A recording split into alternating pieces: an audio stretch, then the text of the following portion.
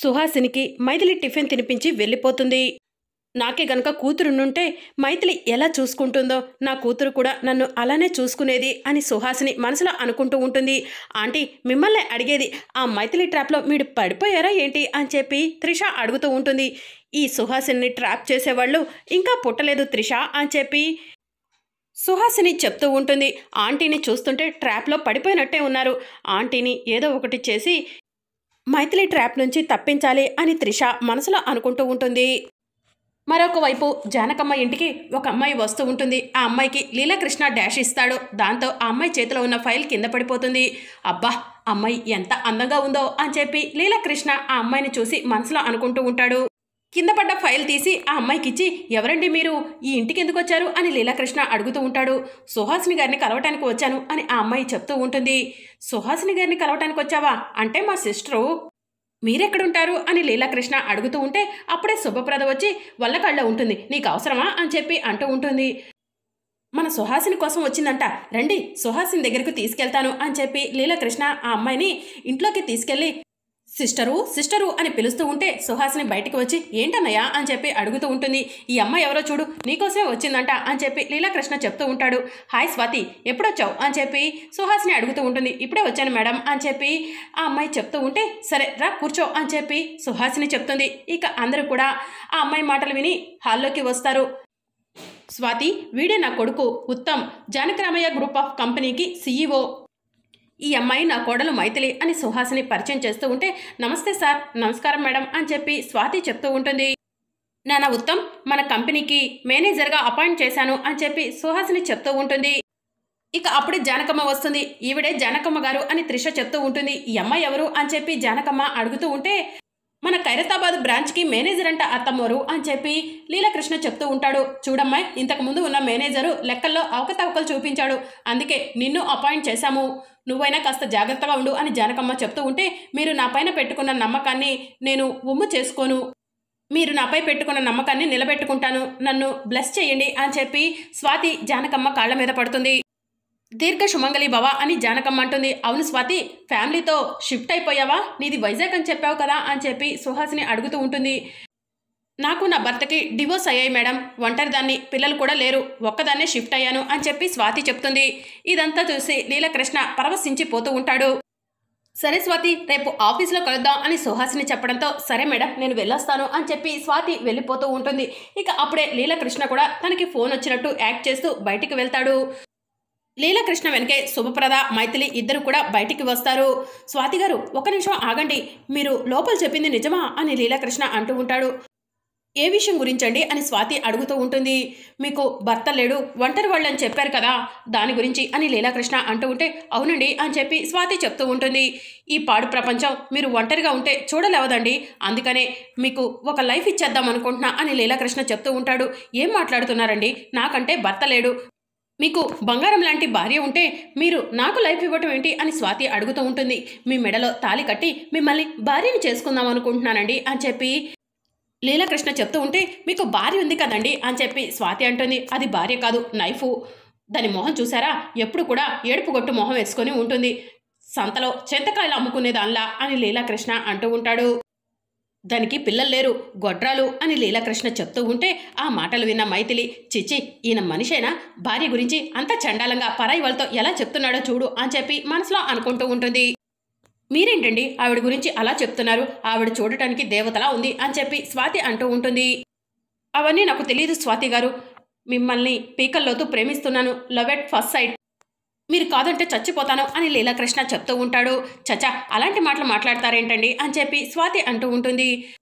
మీరు ఓకే చెప్తే ఇప్పుడే నా భార్యకు విడాకులు ఇచ్చేసి మీ మెడలో తాళి కట్టేస్తాను అని చెప్పి లీలాకృష్ణ చెప్తూ ఉంటాడు. అయినా ఈ వయసులో ప్రేమేంటండి అని స్వాతి అంటూ ఉంటే పోయింది నెత్తి మీద జుట్టు మాత్రమే, వయసు ఏమాత్రం తగ్గలేదు, వయసుకు ప్రేమకు సంబంధం ఏంటండి అని చెప్పి లీలాకృష్ణ అంటాడు. ఓర్నైనో, వీడు పెద్ద నసగాళ్ళ ఉన్నాడు, వీడిని ఎంత తొందరగా వదిలించుకుంటే అంత మంచిది అని చెప్పి స్వాతి మనసులో అనుకొని సరే అండి మీరు త్వరగా విడాకులు ఇవ్వండి మీ భార్యకి, ఆ తర్వాత మన ఇద్దరం పెళ్లి చేసుకుందాం అని చెప్పి స్వాతి అక్కడి నుంచి వెళ్ళిపోతూ ఉంటే ఆగండి ఈ కార్ ఎక్కడిది అని చెప్పి లీలాకృష్ణ అడుగుతూ ఉంటాడు. నాదేనండి అని చెప్పి స్వాతి చెప్తూ ఉంటుంది. ఇంత కాస్ట్లీ కార్ మీ దగ్గర ఉందా అని చెప్పి లీలాకృష్ణ అడుగుతూ ఉంటే ఇలాంటివి 4 ఉన్నాయి, మా డాడీ పెద్ద బిజినెస్ మ్యాన్, ఆయనకు నేను ఉద్యోగం చేయడం కూడా ఇష్టం లేదు, టైం పాస్కి చేస్తున్నాను అని చెప్పి స్వాతి చెప్తూ ఉంటుంది. సరే అండి, నేను వెళ్ళొస్తాను అని స్వాతి కార్ డోర్ ఓపెన్ చేయబోతూ ఉంటే, నేను ఓపెన్ చేస్తాను ఉండండి అని చెప్పి లీలాకృష్ణ కార్ డోర్ ఓపెన్ చేస్తాడు. ఇక స్వాతి కారులో కూర్చొని లీలాకృష్ణకు బై చెప్పి అక్కడి నుంచి వెళ్ళిపోతుంది.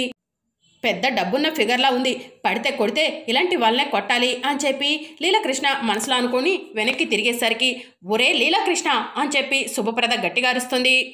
శుభప్రద అని లీలాకృష్ణ టెన్షన్ పడుతూ ఉంటే, బట్టే బాస్, నేను గొడ్రల్నా, సంతలో చింతకాయలు అమ్ముకునేదన్నా, ఏడ్పుగొట్టు మొహాన్నా, పరాయి ఆడదాని ముందు భార్యను చులకనగా చూడటం సిగ్గనిపించట్లేదారా నీకు? నీ చీకేసిన తాటికాయ మొహానికి నేనే ఎక్కువరా అని చెప్పి శుభప్రద లీలాకృష్ణ చంపపై లాగిపెట్టి ఒక్కటిస్తుంది. దాంతో లీలాకృష్ణ కింద పడిపోతాడు. ఓ, ఇది ఊహ, బతికిపోయావు, లేకపోతే నా చేతుల్లో చచ్చుండేవాడివి, అయినా నిన్ను వదిలిపెట్టనురా అని శుభప్రద లీలాకృష్ణ దగ్గరకు వెళ్తూ ఉంటే, అమ్మ, ఈ టైంలో మీరు ఏమాత్రం ఆవేశపడ్డా కూడా లీలాకృష్ణ గారు మీకు శాశ్వతంగా దూరం అయిపోతారు అని మైథిలి చెప్తూ ఉంటుంది. ఇలాంటి వాడు నాకు దూరం అవటం ఏంటి, నేనే వాడికి దూరం అవుతాను అని చెప్పి శుభప్రద అంటూ ఉంటే, వద్దమ్మా, ఆవేశపడొద్దు, మీరు లోపలికి వెళ్ళండి అని చెప్పి మైథిలి చెప్తుంది. ఇక మైథిలి లీలాకృష్ణ దగ్గరకు వెళ్తూ ఉంటుంది. లీలాకృష్ణ స్వాతికి బై చెప్తూ ఉంటాడు. లీలాకృష్ణ గారు ఎవరికి బై చెప్తున్నారు అని చెప్పి మైథిలి అడుగుతూ ఉంటుంది. నా ఫ్రెండ్ వచ్చాడమ్మా, వాడికే బై చెప్తున్నాను అని చెప్పి లీలాకృష్ణ చెప్తూ ఉంటాడు. ఆడా మగ అని మైథిలి అంటూ ఉంటే, నా మొహానికి ఆడ ఫ్రెండ్స్ ఎక్కడ ఉంటారు, మగ ఫ్రెండ్సే అని చెప్పి లీలాకృష్ణ చెప్తూ ఉంటాడు. జాగ్రత్త, ఎందుకైనా మంచిది, చిన్నింటి కోసం చూసుకుంటే ఉన్నిళ్ళు కూడా పోయే ప్రమాదం ఉంది అని మైథిలి లీలాకృష్ణకు చెప్పి అక్కడి నుంచి వెళ్ళిపోతుంది. ఇదేంటి మైథిలి ఇలా మాట్లాడింది, చిన్నింటి కోసం చూసుకుంటే ఉన్నిళ్ళు పోతుందా? బహుశా నేను స్వాతితో మాట్లాడటం ఈ మైథిలి చూసి ఉంటుందా?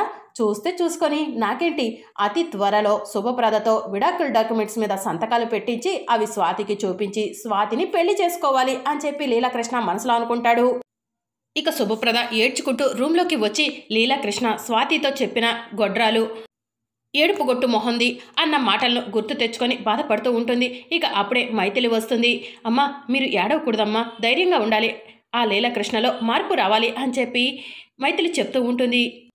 అలాంటి భర్త దొరికినందుకు నాకు చావే సరేనేమనిపిస్తుంది, నేను చచ్చిపోవడమే కరెక్ట్ అని చెప్పి శుభప్రద గోడకి తలని వేసుకొని బాదుకుంటూ ఉంటుంది. అమ్మా, ఏంటమ్మా మీరు చేస్తుంది ఏంటమ్మా, ఇలా రండి అని చెప్పి మైథిలి శుభప్రదను తీసుకొచ్చి కూర్చోబెడుతుంది. అమ్మ, ఆ లీలాకృష్ణ తప్పు చేశాడు, మీరేం తప్పు చేశారని మీరు చనిపోవాలనుకుంటున్నారు?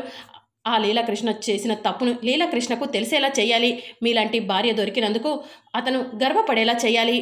ఎంతోమంది భర్తలు తప్పులు చేస్తున్నారు, అలాంటి భార్యలందరూ చనిపోతున్నారమ్మా. లేదు, భర్తలు తిట్టు తీసైనా వాళ్ళను దారిలోకి తీసుకొచ్చుకుంటున్నారు, మీరు కూడా లీలాకృష్ణ గారికి అలాంటి పనే చెయ్యాలి అని చెప్పి మైథిలి చెప్తూ ఉంటుంది. ఇప్పుడు నాకు బాగా అర్థమైందమ్మా, ఆ లీలాకృష్ణ విడాకులు అన్న మాట రావటానికే భయపడేలా చేస్తాను అని చెప్పి శుభప్రద చెప్తూ ఉంటుంది.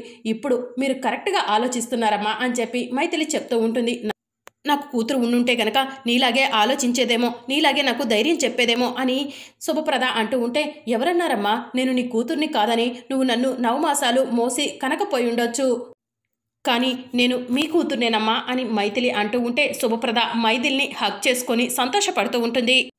ఎవరమ్మా నన్ను గొడ్రాలన్నది, నాకు నీలాంటి కూతురు ఉన్నంతకాలం నేను గొడ్రాల్ని కాదమ్మా, నేను ఎప్పటికీ నా కూతురు మైథిలికి అమ్మనే అని చెప్పి శుభప్రద మైథిలిని హగ్ చేసుకుంటుంది. ఇంకా మరోవైపు సుహాసిని ఫోన్ మాట్లాడుతూ ఉంటుంది. మైల్డ్గా స్ట్రోక్ వచ్చింది, రేపు ఆఫీస్లో కలుద్దాం అని ఫోన్లో చెప్తూ ఉంటుంది. అప్పుడే సుహాసిని వాళ్ళ ఇంటికి కొంతమంది వస్తారు. ఏ బుజ్జమ్మ, ఎన్ని రోజులకే నిన్ను చూసింది అని చెప్పి సుహాసిని బుజ్జమ్మను దగ్గరకు తీసుకుంటుంది. నువ్వు నన్ను పూర్తిగా మర్చిపోయావు కదా బుజ్జమ్మ అని సుహాసిని అంటూ ఉంటే, నేను మర్చిపోలేదే, నువ్వే నన్ను మర్చిపోయావు, అందుకే నేను నిన్ను ఇల్లు ఎత్తుక్కుంటూ మరీ వచ్చాను అని బుజ్జమ్మ చెప్తూ ఉంటుంది.